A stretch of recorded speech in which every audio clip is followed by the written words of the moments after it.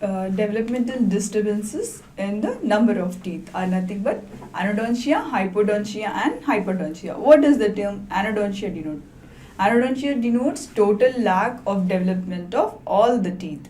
Hypodontia, it just denotes there is reduction in number of teeth. Okay, so few of the teeth, either one or two teeth may be missing. There is other term called oligodontia, where more than 6 teeth or 6 teeth may be missing. So hyperdontia, as the term indicates, is nothing but increase in the number of teeth, and the extra teeth are nothing but the supernumerary teeth. Okay, so we'll see each of them one by one. As I told you, anodontia, it includes the total lack of development of teeth. Most commonly, it may be either a congenital one. It is seen in cases of ectodermal dysplasia disorders, where all of the teeth may be missing, and not only teeth, all the ectodermal derived structures like the skin, hair, nails may be affected in that particular disorder, ectodermal dysplasia. Okay, so oral manifestation is all teeth may be missing only in cases of ectodermal dysplasia, and it is a very rare condition. Okay, so in ectodermal dysplasia is the only case where we are seeing total anodontia, and partial anodontia is nothing but few of the teeth might have been extracted because of any carious lesion and all, so they are called as partial anodontia. And the term partial anodontia is nothing but a hypodontia. You know, whenever you are extracting a tooth, there is a reduction in number of teeth. Again, it is a case of hypodontia only. And there are other cases of false anodontia. False anodontia is nothing but, suppose because of any periodontal problem, you have extracted all the teeth in oral cavity. So again, that's a case of anodontia, but it's because of iatrogenic or human-induced anodontia, because you are extracting the tooth. Okay. So that's a case of false anodontia. There is another term called pseudoanodontia. The pseudoanodontia is nothing but presence of multiple unerupted teeth. Okay, so when you take a radiograph, you see that all the teeth, permanent teeth are present, but they are situated in the jawbone. They are not erupted into the oral cavity. So that's a case of a pseudoanodontia. Okay. So as I told you, hypodontia is nothing but a true partial anodontia. That is, one or more teeth may be missing, and if more than 6 teeth are missing, that is a case of oligodontia. And theoretically, etiologically, it was proposed that there was a theory stating that a future dentition will comprise only of one incisor, one canine, two premolars, and one premolar and two molars. Because what happens is, humans are in an intermediate stage of evolution. Okay, so previously ancestors, they used to have more number of teeth. Now the humans are in intermediate state. A proposed future dentition will have reduced number of teeth. There will be hypodont teeth, and the appearance of multiple unerupted teeth or multiple extra supernumerary teeth that have been just given as the reappearance of our ancestral teeth. That is nothing but atavistic feature. So that's nothing but a theory of evolution of teeth. Okay, so as I told you, hypodontia, the prevalence of hypodontia is about 1.6 to 9.6%. More commonly, what happens is, the third molars, the mandibular third molars are congenitally missing, or the maxillary lateral incisors, or the mandibular premolar. These are the teeth which are more frequently associated with congenital missing habit. Okay, so these teeth may be missing, leading to a reduction in the total number of teeth. That is nothing but the hypodontia. So why this hypodontia arises? Theoretically, it was proposed that hypodontia because of reduced alveolar development. Suppose the jaw size is reduced, or the dental lamina activity, it is just hypoactive. So in that cases, you see hypodontia. Or sometimes what happens is, the primary teeth, they are not exfoliated, they are just retained by the oral cavity, leading to reduction in size of the jaws, again leading to hypodontia, or the permanent teeth may be unerupted because the primary teeth are retained. Okay, and most of the times, whenever the deciduous dentition shows any congenitally missing teeth, so you have to just expect that the permanent teeth will also be missing if the congenital deciduous teeth are missing. Okay, most commonly hypodontia and hyperdontia both are associated with a lot of syndromes or conditions occurring in oral cavity, like the ectodermal dysplasia, the Down syndrome, the Clausen syndrome, the orofacial digital syndrome, the trichodontosis syndrome, the cleidocranial dysplasia. Cleidocranial dysplasia is associated with hyperdontia. Okay, so that's about hypodontia. Hyperdontia, as the term indicates, is nothing but increased in number of teeth, and the extra teeth are nothing but the supernumerary teeth. It was proposed that supernumerary teeth they usually arise because of a third tooth bud which is situated just very closely to the present tooth bud. Okay, so that leads to a close association of the teeth to the group which it belongs. Suppose the supernumerary teeth is occurring in the maxillary incisal region. Okay, it resembles the incisors. It may be little bit cone in shape, and the inside mesial and distal edges will be curved, giving a cone shaped crown, and the term supernumerary teeth located in between the incisors is denoted as a mesiodens. Suppose the supernumerary teeth is occurring in maxillary posterior region behind the third molar, it is called as a distomolar, and it closely resembles to the molars. Okay, so and as I told you, so the prevalence of supernumerary teeth is 0.1 to 3.8%, little bit lower than that of hypodontia. Hypodontia is a more common condition actually, and supernumerary teeth are associated with cleidocranial dysplasia syndrome and Gardner's syndrome. In Gardner's syndrome, multiple unerupted teeth will be present, and the supernumerary teeth will be more in number. As I told you, supernumerary teeth they arise because of a third tooth bud situated in close relation to the tooth bud already present, and more commonly supernumerary teeth are seen in case of maxilla. Mesiodens is a supernumerary teeth. Again, a distomolar is a supernumerary teeth. Accessory fourth molar is a supernumerary teeth. A paramolar is nothing but an accessory tooth occurring buccally or lingually to the already present maxillary molar. And because of presence of supernumerary teeth, what happens is there will be crowding in the oral cavity. Spacing will be a problem. So the supernumerary teeth may be situated buccally or lingually, and it interferes with the occlusion. And the supernumerary teeth, though they closely resemble to the group which they belong, they characteristically have an abnormal morphology. As mesiodens, it is having a cone-shaped crown. Okay, and the supernumerary teeth are relatively reduced or short in size when compared to the normal permanent teeth seen.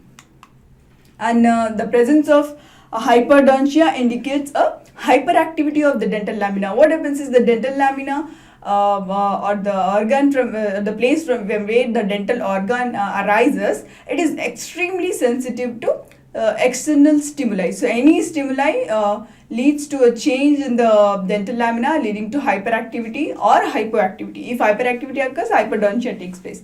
If hypoactivity occurs, hypodontia occurs. So if hyperactivity occurs, hyperdontia takes place, and multiple erupted teeth and multiple supernumerary teeth are seen. So here you can see the clinical picture of a mesiodens. As I told you, mesiodens is nothing but supernumerary teeth occurring in the maxillary anterior region. Mostly it is situated between the two central incisors, or between the maxillary lateral and the central incisor. It is a cone-shaped crown like a thing. The mesial and distal edges will be just converging towards the incisal surface, giving it a cone-shaped crown. And the tooth will be exceedingly short in nature. So, and the paramolar is nothing but supernumerary teeth, which is situated either buccally or lingually to the permanent maxillary molar, and it is very, very small in region. Small in occurrence. Distomolar is nothing but an accessory fourth molar which is occurring distally to the maxillary third molar. So it's given in a term distomolar.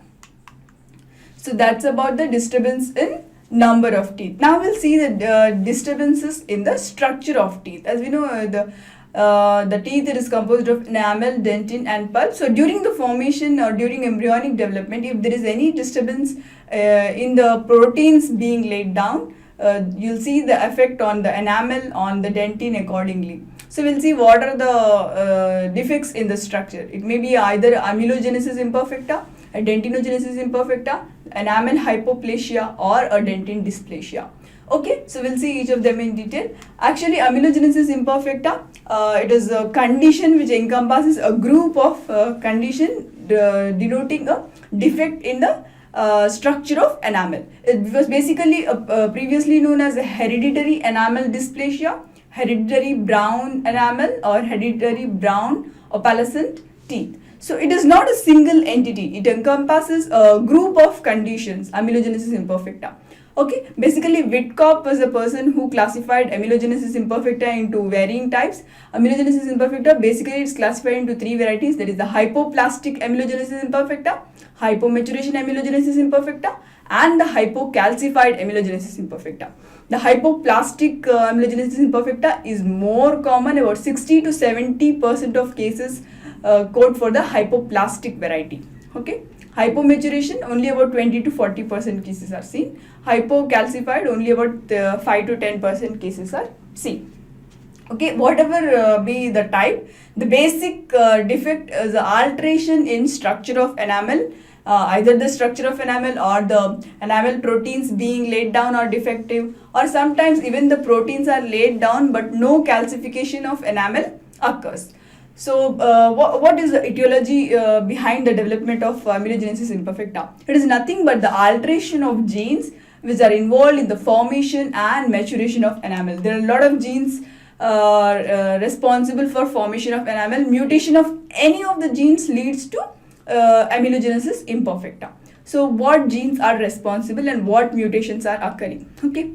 The AMELX gene, actually it codes for an amelogenin protein, and we know amelogenin protein, it constitutes about 90% of enamel matrix. Okay, so any defect in the AMELX gene, any mutation in the AMELX gene leads to both the hypoplastic and the hypomaturation defects of amelogenesis imperfecta. Okay.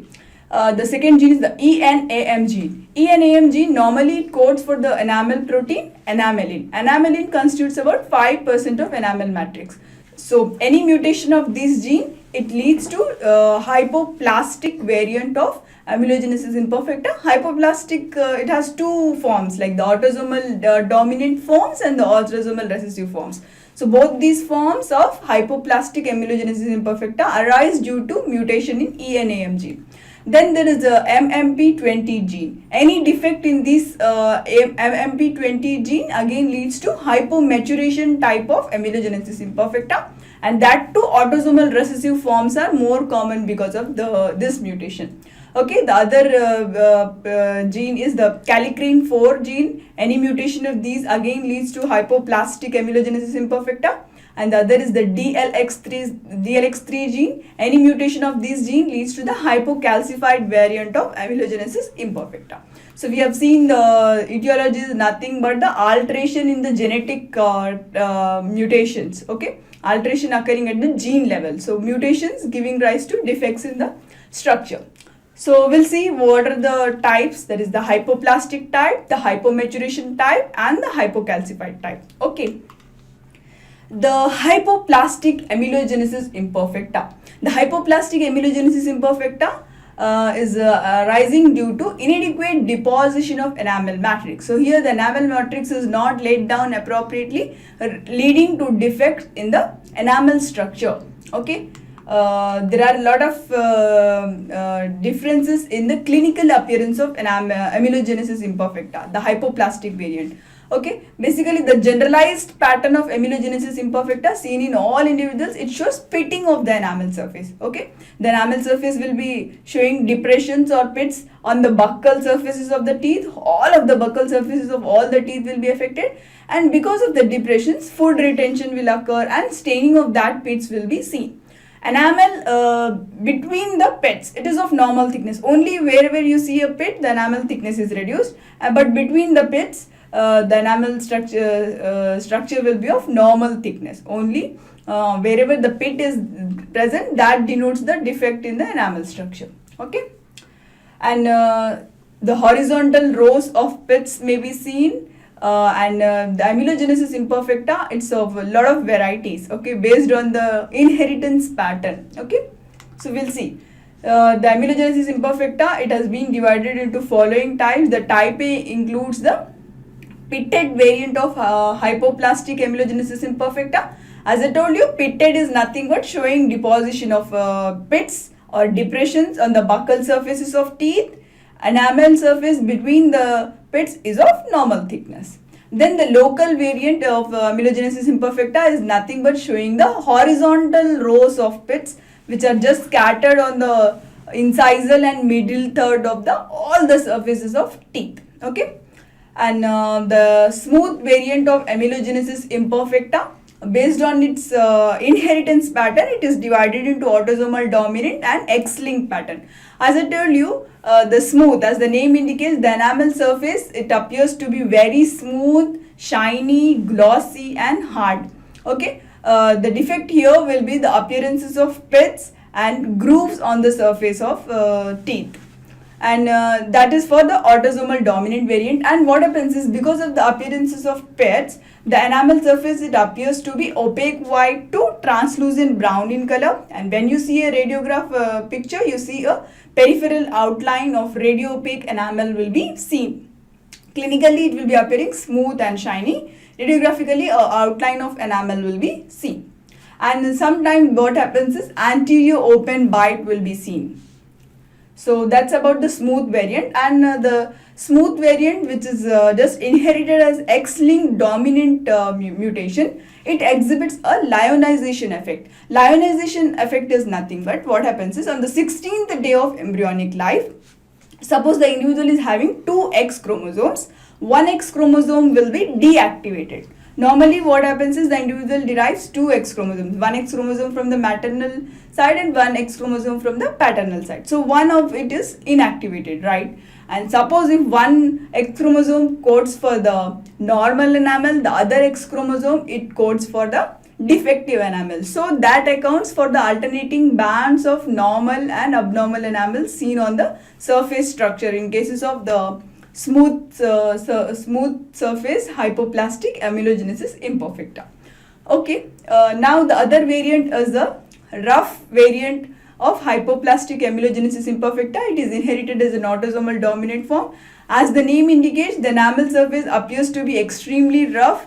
There is loss of enamel. Radiographically, no peripheral outline of enamel will be seen. The structure will be relatively hard and rough to touch. Okay. And the other variant of hypoplastic amelogenesis imperfecta is nothing but enamel agenesis. As the name indicates, agenesis denotes complete absence of. Okay, so enamel agenesis denotes total lack of enamel formation. Here, when you take a radiograph, no enamel will be seen, and when you see clinically, just dark brown or yellow brown color will be seen in the oral cavity, denoting that complete, there is no enamel at all, and it is just a part of a dentin being seen. The radiographic picture is no enamel is detected radiographically. Such cases, they appear to be like a crown preparation actually. Okay, so that's about the all variants of hypoplastic amelogenesis imperfecta. So the enamel thickness will be reduced basically, and the open contacts will be seen, and as I told you, the color will be opaque white to translucent brown. In cases of enamel agenesis only, the structure will be completely yellow to yellow brown in color, and radiographically only enamel agenesis denotes complete absence of enamel. Other, it shows a peripheral outline of enamel, and other variants, they show a peripheral outline of enamel, a radio opaque enamel will be seen. So that's about hypoplastic variant. Now we'll see the hypomaturation amelogenesis imperfecta. Hypomaturation amelogenesis imperfecta is nothing but, here the enamel matrix is laid down appropriately. Okay, enamel matrix begins to lay down, but there is no mineralization occurring because of a defect in maturation of enamel crystals. So that leads to the hypomaturation amelogenesis imperfecta.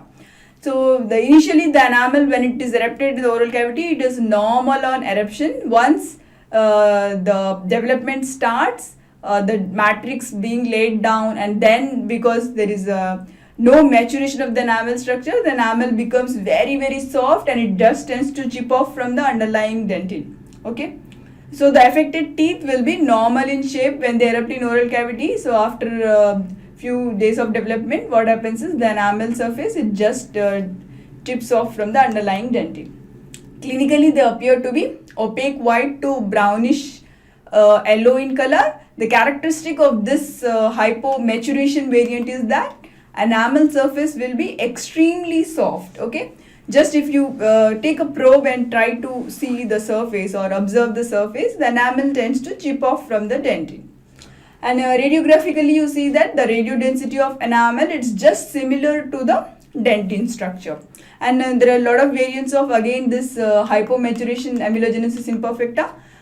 It appears to be a generalized variant is nothing but the appearance of normal erupted teeth, but which are very soft and which just tends to chip off, and the color is opaque white to brownish yellow. And the X-linked variant of hypomaturation amelogenesis imperfecta is also present, but there is no lionization effect seen here. No alternating bands or zones of enamel are seen in cases of hypomaturation variant.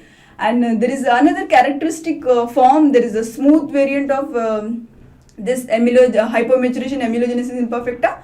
Here what happens is the radio density or the opaque white enamel, it's seen only on the incisal or occlusal thirds of all the teeth. So it appears that the whole of oral cavity, it gives the appearance of a denture dipped in white paint. So that's a snow-capped variant of hypomaturation amelogenesis imperfecta. Okay. Now we'll see the hypocalcified amelogenesis imperfecta. As the name itself indicates, here the enamel matrix is laid down. It begins after enamel matrix is laid down, it should mineralize and then the maturation of enamel occurs. But here there is no mineralization occurring.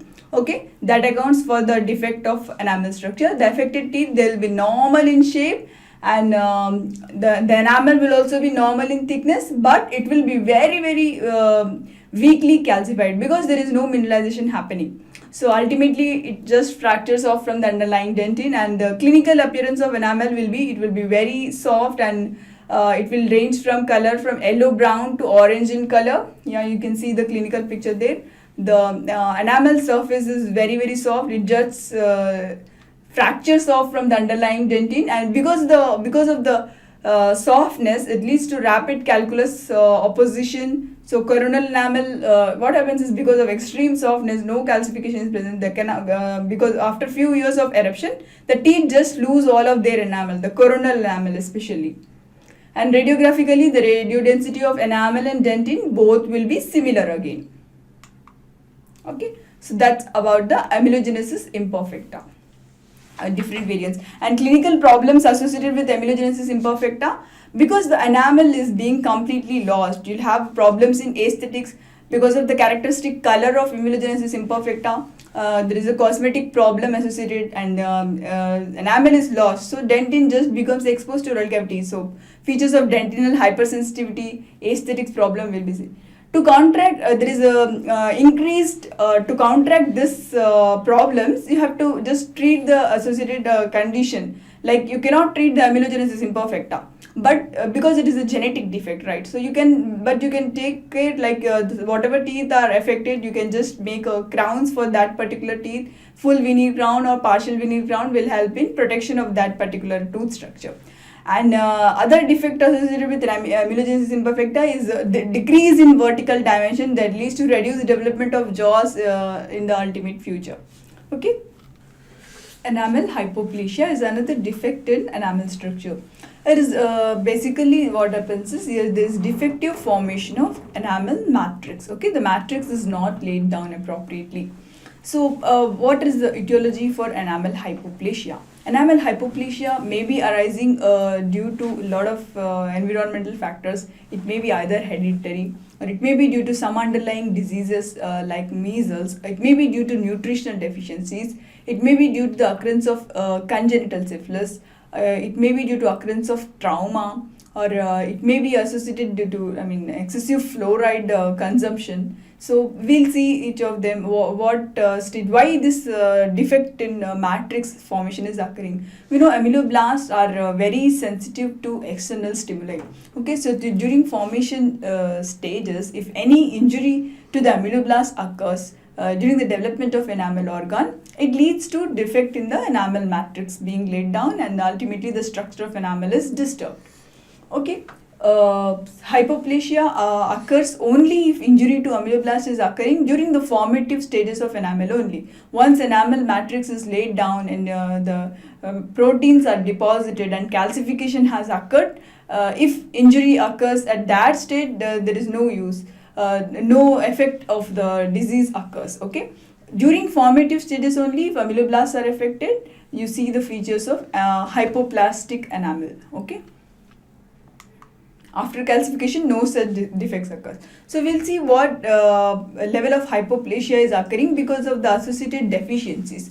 Okay, enamel hypoplasia due to nutritional deficiency. As I told you, nutritional deficiency is nothing but deficiency of any of the vitamins. Vitamin A, C, D are more commonly associated. So deficient vitamin A diets, experimentally they were produced vitamin A deficient diet was given experimentally, and when it was seen, clinical hypoplastic effects were noted in the enamel. Okay, the clinically it manifests as pitting of the enamel surface. Pits are nothing but depression seen on the buccal surface of teeth, and as time progresses, the pits there was staining of the pits, and ultimately the enamel surface was weakened. Okay, so the pitting of enamel surface is occurring due to the nutritional deficiency of the individual. And the hypoplasia occurring due to congenital syphilis. We know congenital syphilis occurring after the infant occurs, during the first or second year after birth. So it affects the formation of teeth. More commonly, there is no pitting of the surfaces seen in cases of hypoplasia due to congenital syphilis. Here, due to congenital syphilis, more commonly two teeth are affected, that are the incisors and the maxillary incisors and the maxillary molars. Whereas the hypoplasia due to nutritional deficiency, it may be seen in whole of the oral cavity or central maxillary, central, lateral, premolars, cuspids may show the effect. Okay, but effects of hypoplasia due to congenital syphilis are most commonly seen on the incisors and the maxillary molars. Okay, what happens is the incisal surfaces. The lateral incisors are most commonly affected. They become peg shaped. The mesial and distal surfaces just converge towards the occlusal surface, and when the incisal surface appears to be notched, giving a screwdriver shaped appearance to the crown surface.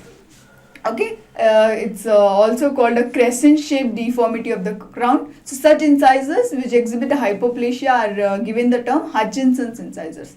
Suppose enamel hypoplasia is occurring in the molars. It appears as a irregularity on the crown surface. Okay, normal crown surface, it should show the cuspal morphology.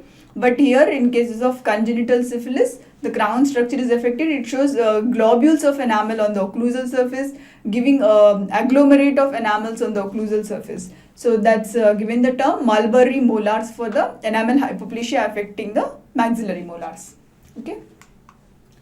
Hypoplasia may also occur due to hypocalcemia. We know normal serum calcium level of 7 to 9 milligrams should be maintained. If the serum calcium level is gone down below 7, like 6 and all, it shows the effects even on the ameloblast. So because of reduced serum calcium level, there is a disturbance in the ameloblast.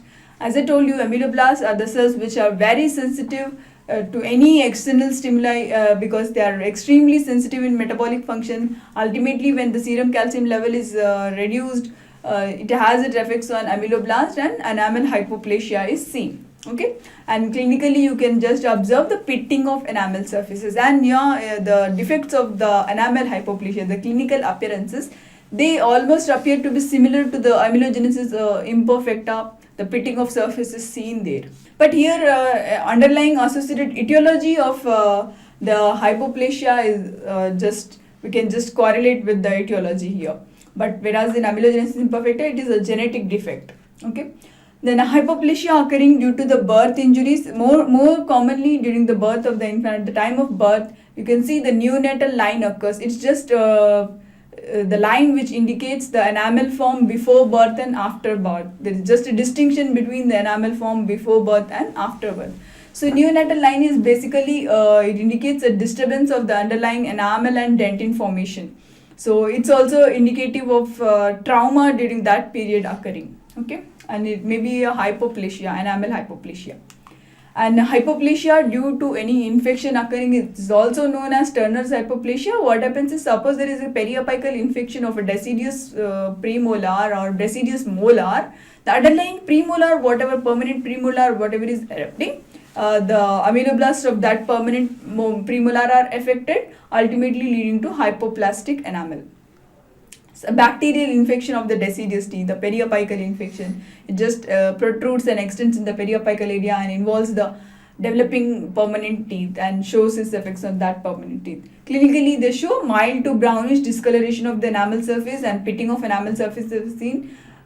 such teeth which are affected, permanent teeth which are affected because of a carious infection of periapical deciduous teeth are known as the Turner's teeth.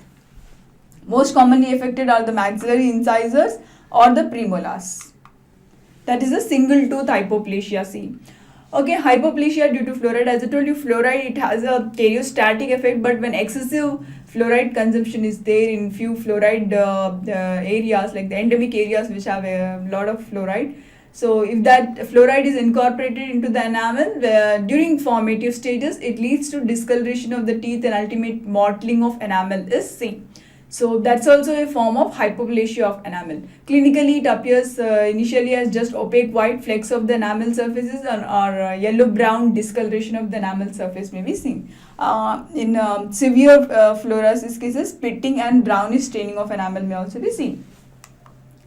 So that's about the enamel hypoplasia. There is other defect in the formation of structure of either the dentin or the surface is nothing but the dentinogenesis imperfecta. As amelogenesis imperfecta, dentinogenesis imperfecta, it is also a hereditary developmental disturbance. It is transmitted as an autosomal dominant disorder. The characteristic feature of dentinogenesis imperfecta is that the enamel surface will be normal, only there will be a defect in the enamel dentin structure. So what happens is the teeth will be normal shaped on eruption, but because of the defect in dentin, there is lack of the cervical constriction seen between the crown structure. Okay, the crowns, basically there will be very wide and broad and bulbous crowns will be seen. The pulp chambers will be very, very wide and enlarged, and there won't be any constriction, the normal pulpal constriction seen at cervical area. Okay.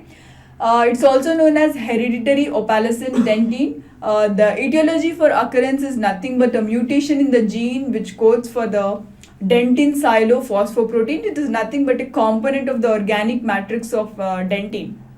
Okay, so basically these mutations are mapped to chromosome 4. So any defect in this dentin silophosphoprotein leads to the effects of dentinogenesis imperfecta. There are many classifications proposed for the dentinogenesis imperfecta. The previous classification was the Shields classification. It's not followed currently. According to Shield, he divided dentinogenesis imperfecta into two types. There is the type 1 is the dentinogenesis imperfecta, which is associated with osteogenesis imperfecta. Whereas type 2, it includes the dentinogenesis imperfecta, which is not associated with osteogenesis imperfecta, and there was other called the type 3. It is a Brandywine type, that is nothing but isolated variant of the dentinogenesis imperfecta seen in people of this Brandywine island. Okay. Then the revised classification, there is no association of dentinogenesis imperfecta with osteogenesis imperfecta in the revised classification. Okay. So the type 1 in dentinogenesis imperfecta is nothing but dentinogenesis imperfecta without osteogenesis imperfecta, that is nothing but Shields type 2, and dentinogenesis imperfecta type 2 is nothing but an isolated type of dentinogenesis imperfecta seen in cases of Brandywine type osteogenesis imperfecta, Brandywine type dentinogenesis imperfecta. So the association or the differentiation between the type 1 and type 2 is nothing but the appearances of broad pulps, non-mineralized pulp chambers with lack of cervical constriction of teeth, giving the appearance of a shell teeth. Okay, the dentinogenesis imperfecta, the teeth affected are also known as the shell teeth. Okay, so as I told you, dentinogenesis imperfecta type 1 is nothing but the Shields type 2, also known as Capdebon teeth. Appearance of opalescent dentin is seen. It's nothing but the dentinogenesis imperfecta which is not associated with osteogenesis imperfecta. Clinical features, it is the autosomal dominant inherited condition. Frequency is 1 in 6,000 to 8,000 children. Clinically, the teeth have broad bulbous crowns, and the color, the appearance of the teeth will be grey to amber brown. The amber brown and smooth appearance is characteristic of dentinogenesis imperfecta. The enamel will be normal in thickness and is normally formed. Only defect is in the dentinal structure. It is purely a mesodermal disturbance in the dentin. Okay. But with years after eruption, what happens is, because the underlying dentinal tubules are irregular, they are weak, the enamel surface is just chipped off from the underlying dentin. Okay, and the dentin is exposed. There is already defect in the formation of dentin, ultimately leading to the clinical appearances of blue or brown or gray or amber brown color. Okay, when you see the radiograph, the teeth appear to be bulbous. The roots are narrower than normal because of extreme disturbance in the dentinal structure. Pulp chambers are relatively wide and there is lack of constriction at the cervix area. So the teeth appear to have a tulip shape. Okay, there is a lack of constriction at the cervical area. The teeth appear to have a tulip shape. So that's about the dentinogenesis imperfecta type 1. The dentinogenesis imperfecta type 2, it is an isolated variant seen in one island. That's why it has been given the name Brandywine type. It's also known as the Shields type 3 dentinogenesis imperfecta. Again, clinically, the dentin appears to be very smooth and amber brown in color. After the teeth have erupted in oral cavity, within few years, the crowns of the teeth, they just wear away rapidly. Because the dentinal tubules underlying are relatively weak, there is no calcification, there is no mineralization, or there is no dentin is formed. The crowns, they just, after few years, they just exfoliate, they just chip off, the enamel surface is just chipped off, and multiple pulp exposures occur. Okay, and when you see the pulp chamber, it is just normalized, and because of the broad crowns and lack of constriction, it giving the appearance of a shell-shaped teeth. Okay, the enamel is of normal thickness, but the dentin is extremely thin in nature. It's non-calcified, non-mineralized. The treatment for dentinogenesis imperfecta is nothing but, again, as with amelogenesis imperfecta, there is loss of enamel structure. The tooth have become very weak. So full coverage, crown restorations, porcelain jacket crowns, veneers are planned for these cases. Okay. And care has to be taken because the enamel surface is of normal thickness. So after eruption, if you take proper care to prevent the enamel loss by placing facial veneers preparatedly, so you can just preserve the structure of tooth. Okay, so that's about the dentinogenesis imperfecta. Dentin dysplasia, it's also known by the term rootless teeth. Basically, it is a defect which is characterized by normal enamel formation, but the dentin, whatever is formed, it is atypical in nature, it is abnormal in morphology. So it has been associated that this dentin dysplasia is just a form of dentinogenesis imperfecta type 2. Okay, the author Balsamid in 1920, he reported that multiple spontaneous exfoliation of all the teeth in 7 children. And then it was just investigated the reason behind the dentin dysplasia. It's nothing but a mesodermal disturbance of dentin where there is a defect in the dentinal structure. Again, etiologically, it is nothing but the characteristic defect is not known. It is a genetic defect. Again, it's transmitted as a hereditary autosomal dominant disorder. Okay, basically there are 2 types of dentin dysplasia. It is nothing but a type 1 dentin dysplasia known as the radicular type dentin dysplasia and a type 2 dentin dysplasia known as the coronal type dentin dysplasia. Both differ in the morphological appearance and the clinical and radiological appearances. So we'll study the type of dysplastic features which are seen in the dentin. The radicular dentin dysplasia or type 1 dentin dysplasia, again it affects both the dentition, that is the deciduous dentition and the permanent dentition. The teeth, though they are normal in eruption, they show a light amber translucency of the enamel surface. And though they are of normal morphological pattern, they are of normal in shape and form, just a light amber translucency is seen, but they are extremely mobile. So because of mobility, it leads to spontaneous exfoliation of the teeth from the oral cavity. So that's the feature of radicular dentin dysplasia type 1. When you see the radiographic features of the radicular dentin dysplasia, the roots are exceedingly short, they are blunt. Though the crown is normal in structure, the roots are malformed, and the pulp stone, it shows the characteristic features that the pulp chambers are completely obliterated, and it has been associated with a lot of periapical radiolucencies. Okay, And when you see the microscopic picture of a radicular dentin dysplasia, the normal dentinal tubular structure is just disturbed, and surrounding this disturbance, the normal surrounding the atypical dentin or the irregular dentinal tubular structure, the normal dentin again begins to be laid down. So that's giving the appearance of a lava flowing around boulders. Okay, so typical normal dentinal formation is blocked. Then again after some time the new dentin forms around this blocked dentin. So that's giving that lava flowing around boulders appearance. And the coronal dentin dysplasia or the type 2 dentin dysplasia, here it affects both the deciduous and permanent dentition, and the clinical, radiological and the features of histologically are different. So the deciduous dentition, though it may be normal in structure, it may exhibit the characteristic color as seen in dentinogenesis imperfecta type 2. That is the yellow brown or grayish brown opalescent appearance as seen in dentinogenesis imperfecta type 2. Whereas the permanent dentition, all the teeth are normal in eruption, normal in shape clinically. Only the feature is that the pulp chamber is characteristically enlarged, giving the characteristic thistle tube appearance in case of the permanent dentition. And when you see the radiographic features of both the deciduous and permanent dentition, the deciduous tooth, it shows the roots are affected. The roots are very, very short and malformed, and the pulps are completely obliterated in case of deciduous dentition. When you see the permanent dentition, the pulp chambers may be thistle tube in shape, and sometimes a pulpal remnant may be seen.